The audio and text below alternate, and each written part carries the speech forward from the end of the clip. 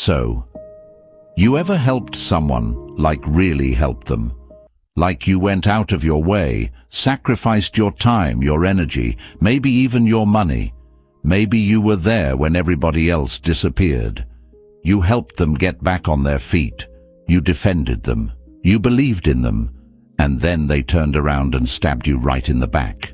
Yeah, I see you nodding. I know you're nodding right now. And here's the crazy part. After they betray you, they start acting weird, like really weird. And I'm not talking about the oops sorry kind of weird. I'm talking about the I'm gonna pretend you're the villain now kind of weird. Well, guess what? Carl Jung, the legendary psychologist who literally explored the darkest corners of the human mind, figured out exactly why betrayers act the way they do after you help them. And trust me, once you understand this, you're gonna see these people in 4K Ultra HD clarity. So grab your snacks, get comfy, and let's dive into the twisted psychology of betrayal. This is gonna be wild. Alright, so first thing you gotta understand is Jung's concept of the shadow self. Now don't worry, I'm not gonna bore you with textbook psychology. Think of it this way. Everybody's got two versions of themselves. There's the version they show the world. You know, the Instagram version. All smiles, all gratitude, all blessed and grateful. And then there's the version they hide. The jealous version, the insecure version. The version that secretly resents you for being successful, happy, or just better than them in some way. Jung called this hidden part the shadow. It's like that one drawer in your house where you just throw all the junk you don't want guests to see. We all have it. The difference is some people actually deal with their shadow, and others, well, they let it run the show. Now here's where it gets juicy. When you help someone, especially when they're down bad, rock bottom, can't see the light at the end of the tunnel down, something weird happens in their brain. You become a mirror. You become a walking, talking reminder of their lowest moment. Every time they see you, their shadow whispers, "Remember when you were pathetic? Remember when you needed them? Remember when you weren't enough?" And humans hate that feeling. We hate being reminded of our weakness. So what do? They don't thank you. They don't appreciate you. Nah, they resent you. I know. It sounds backwards, right? You'd think helping someone would make them love you forever. But Jung understood something most people don't. People would rather destroy their savior than face their own shadow. Think about it. Have you ever noticed that the people you help the most are sometimes the ones who turn on you the hardest? That's not a coincidence. That's psychology, baby. Okay, so now we're getting into the really interesting part. Let's talk about guilt. When you help someone significantly, you create what Jung called a debt of the soul. Now this isn't about money. This is deeper. This is about the emotional burden they carry, knowing they owe you something they can't repay. And here's the thing about guilt. It's heavy, bro. Like really heavy. Most people can't carry it. So what do? They don't work to pay you back. They don't try to balance the scales. No. They rewrite the story. This is where it gets absolutely bonkers. The betrayer starts gaslighting themselves, and then you. They start telling themselves things like, well, they didn't really help me that much. I would have figured it out anyway. They probably had ulterior motives. Actually, they used me for their own ego. You see what's happening? They're doing mental gymnastics that would win an Olympic gold medal, all to avoid feeling that crushing guilt. Jung explained this through what he called projection. Basically, when someone can't deal with their own ugly feelings, they project them onto you. So the guilt they feel becomes, actually, you're the manipulator. The shame they carry becomes, you're the one who's fake. The debt they owe becomes, you think you're better than everyone. It's like a psychological magic trick. Poof, Their guilt disappears, and suddenly you're the bad guy. And the craziest part? They actually start believing their own lies. The human brain is so desperate to avoid guilt that it will literally rewrite history. I bet you're thinking of someone right now, aren't you? Yeah, that person. The one who you helped get that job, or loaned money to, or emotionally supported through their darkest times. And now they act like you're their enemy. Now you know why. All right, buckle up for this next part because it's gonna blow your mind. There's this thing that happens after betrayal that Jung observed in human behavior. I call it the superiority switch. Here's how it works. Before you helped them, they were humble, maybe even too humble. Oh, I'm so grateful. I don't deserve this. You're an angel. I'll never forget this. Sound familiar? But then something changes. After they get back on their feet, after your help lifted them up, suddenly they're acting like they're better than you. How does that happen? Jung explained this through the concept of overcompensation. Basically, when someone feels inferior for too long, their ego snaps in the opposite direction. It's like a rubber band that's been stretched too far. It doesn't just go back to normal, it snaps back hard. So the person who was once beneath you suddenly needs to feel above you. Not equal, above. And how do they do that? By betraying you, by cutting you off, by talking behind your back, by undermining your success. Because in their twisted logic, the only way to prove they're not beneath you anymore is to put you beneath them. I've seen this happen so many times. The friend you helped start their business suddenly acts too busy for you. The family member you financially supported starts criticizing your life choices. The person you emotionally carried suddenly acts like you're the one who's unstable. It's the ultimate plot twist, except you're living in the movie and you didn't sign up for this role.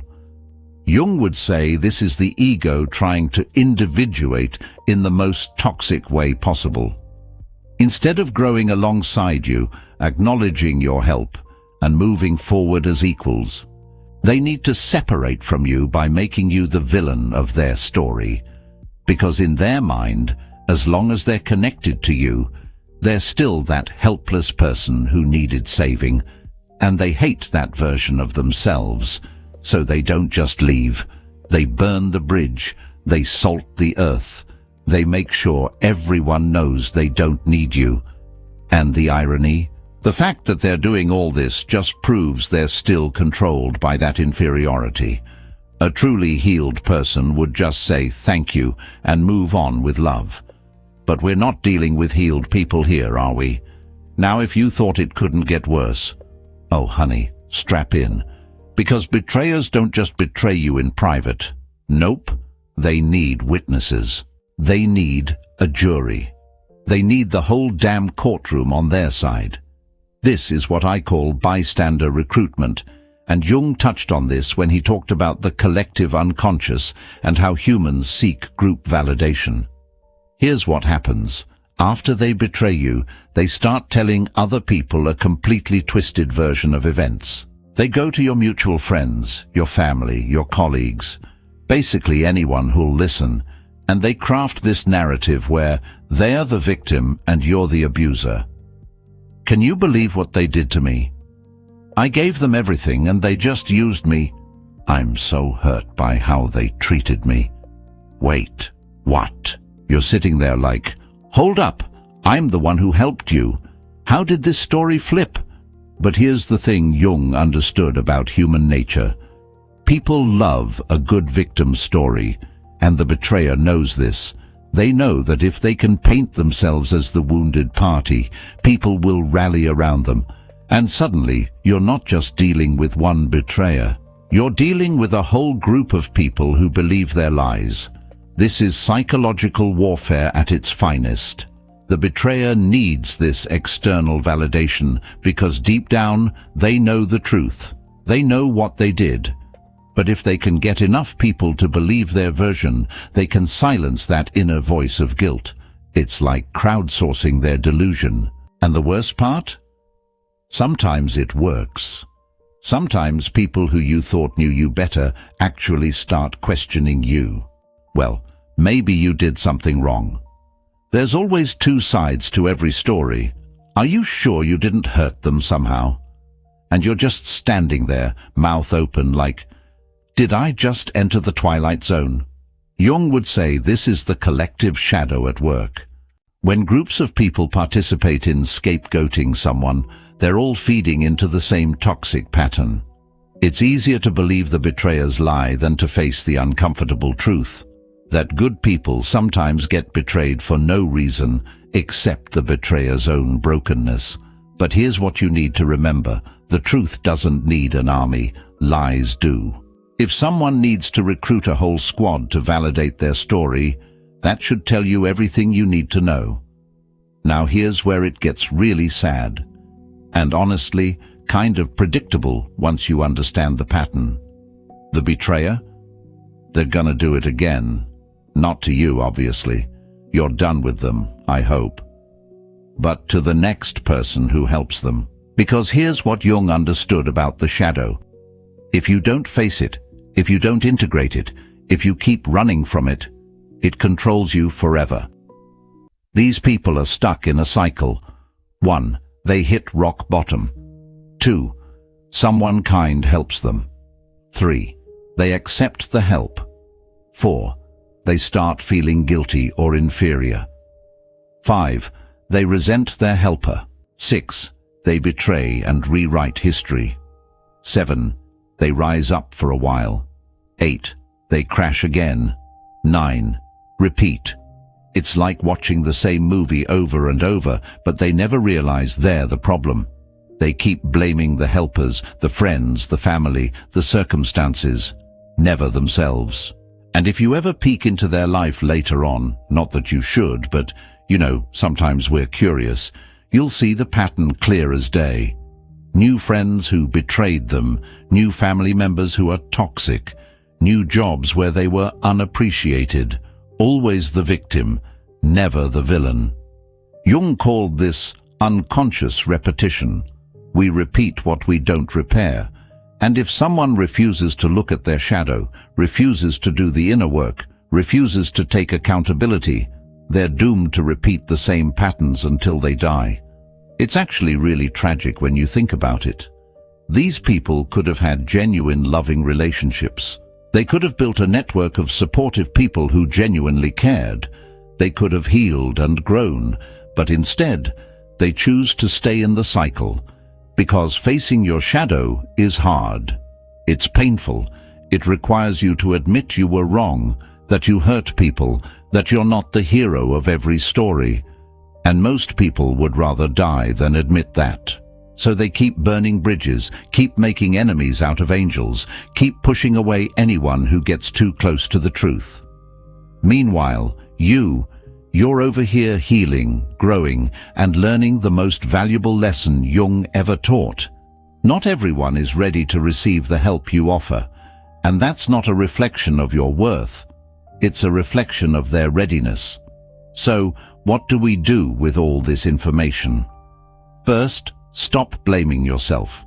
If you helped someone with genuine intentions and they betrayed you, that's on them, not you. Jung would want you to know that your kindness wasn't wasted. It just landed on unready soil. Second, recognize the pattern early. Now that you know what to look for, you can spot these people before they do maximum damage. If someone can't accept help with grace, if they start making weird comments, if you feel them pulling away while simultaneously resenting you, trust your gut. Third, protect your energy. Jung was big on boundaries. Just because you can help someone doesn't mean you should. Some people need to hit rock bottom a few more times before they're ready to truly change. And that's okay. It's not your job to save everyone. And finally, embrace your own shadow. The lesson here isn't just about betrayers. It's about us too. We all have shadow aspects. We all have parts of ourselves we're not proud of. The difference is whether we face them or not. When you do your inner work, when you integrate your shadow, when you take accountability for your own flaws, you become unshakable. Betrayal still hurts, but it doesn't destroy you, because you know who you are. Look, at the end of the day, betrayal is part of the human experience. Even Jung himself was betrayed by people he helped, including his mentor Freud. But he used that pain to go deeper into understanding human nature, and look at the legacy he left us. So if you've been betrayed, welcome to the club. You're in good company. Some of the greatest minds in history have been exactly where you are. The question is, will you let it make you bitter or better? I know you're gonna choose better, because you're here, learning, growing, doing the work, and that's what separates you from the betrayers. All right, beautiful people, that's all for today. And if you've ever helped someone who later betrayed you, tell me this: what changed first? Did they become distant? Did they start criticizing you?